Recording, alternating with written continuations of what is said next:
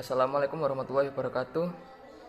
Perkenalkan, nama saya Muhammad Farhad Husein Ramadan, dari Prodi Biologi kelompok 22. Hari ini saya akan menjelaskan mengenai karakter building seorang mahasiswa, yakni sadar diri dan menyadari dengan tugas dan kewajiban seorang mahasiswa sehingga menjadi mahasiswa yang aktif, progresif, dan inovatif. Pendidikan karakter sendiri itu apa sih sebenarnya? Menurut saya pendidikan karakter adalah pendidikan yang mengedepankan esensi dan makna terhadap moral dan akhlak, sehingga hal tersebut akan mampu membentuk pribadi peserta didik yang baik.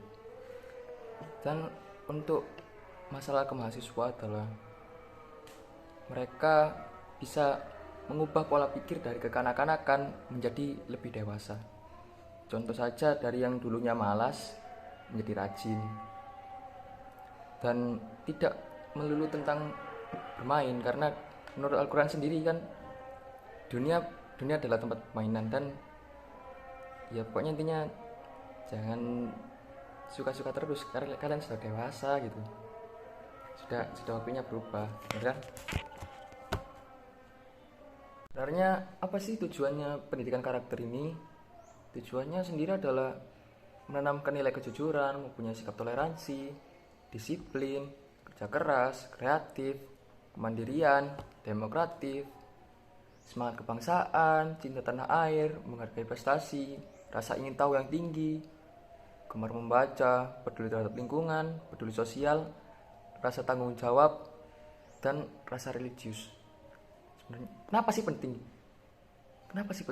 Karena pendidikan ini tuh sebenarnya cara paling baik untuk memastikan para mahasiswa seperti kita atau para murid memiliki kepribadian dan karakter yang baik dalam hidupnya, sebagai upaya mengatasi akar masalah sosial seperti ketidakjujuran, ketidaksopanan, kekerasan, etos kerja rendah, dan lain-lain. Ini adalah salah satu cara mengajarkan nilai-nilai budaya yang merupakan bagian dari kerja suatu peradaban. Menurut saya sendiri ya, orang-orang yang hidupnya sembrono atau tidak ada sopan santun terhadap yang lebih tua, atau mungkin suka bermalas-malasan, mungkin karena kesalahan dari pendidikan yang paling dasar, ini orang tua sendiri. Mungkin dalam pendidikan karakternya mungkin ya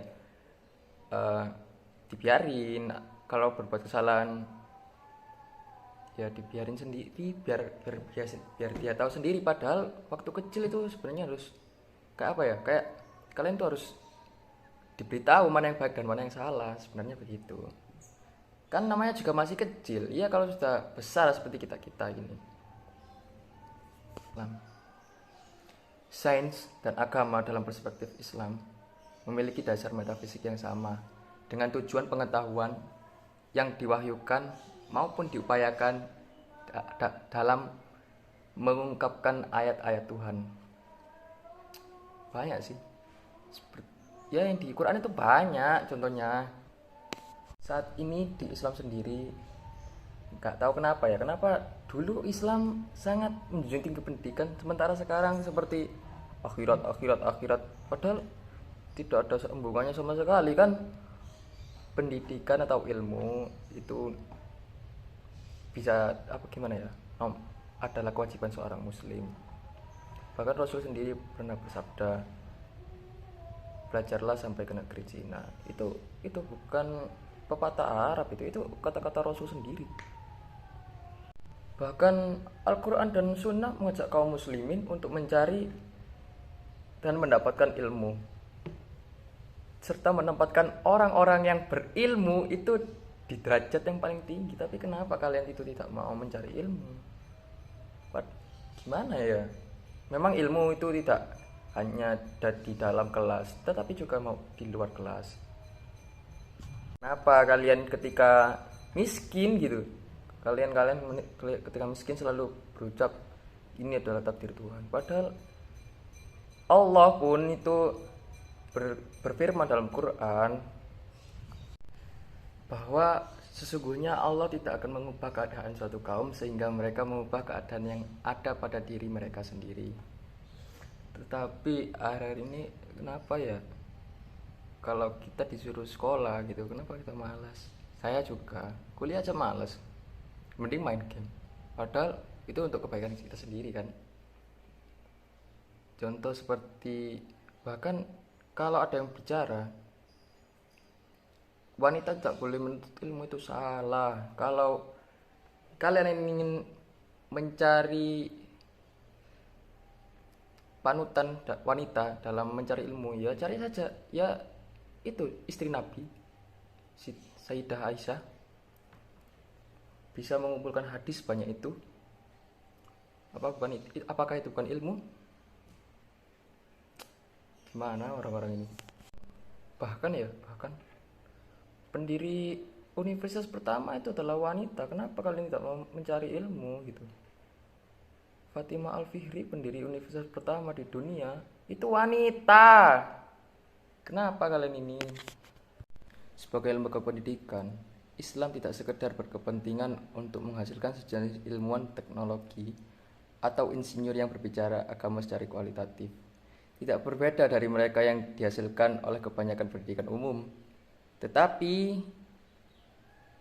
mereka harus berkepentingan untuk mendidik ilmuwan, insinyur, serta teknologi-teknologi jenis baru yang terinternalisasi di dalam dirinya. Harus mempunyai keinovativan dan kebaikan etis, serta sensitivitas ekologis, perkembangan sepenuhnya secara harmonis, tanpa menentukan kemungkinan bagi mereka untuk mencapai keunggulan dan kegemilangan dalam bidang dan spesialis masing-masing. Kenapa ya? Karena menurut saya sendiri, kalau seorang ilmuwan itu tidak memperhatikan aspek ekologis, jadinya ya seperti pencipta bom atom itu. Aspek humanis juga, lihat penemu bom atom, rusaknya radiasinya menyebabkan bagian bumi yang terkena radiasi tersebut tidak bisa dihuni, menghilangkan beberapa persen tanah di bumi. Ya, itu saja, sekian dari saya. Saya ucapkan terima kasih atas perhatiannya.